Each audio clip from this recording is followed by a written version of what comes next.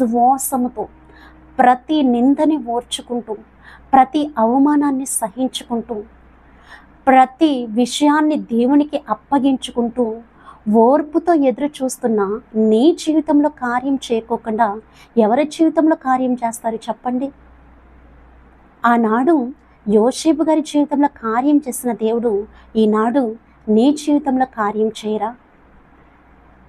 చెరసాల్లో ఉన్న యోసేపు గారిని బయటికి తీసుకొచ్చి అధిపతిగా చేసిన దేవుడు శ్రమల కొలిమిలో నలిగిపోతున్న నీ జీవితాన్ని బయటికి తీసుకొచ్చి మేలులతో నింపడా?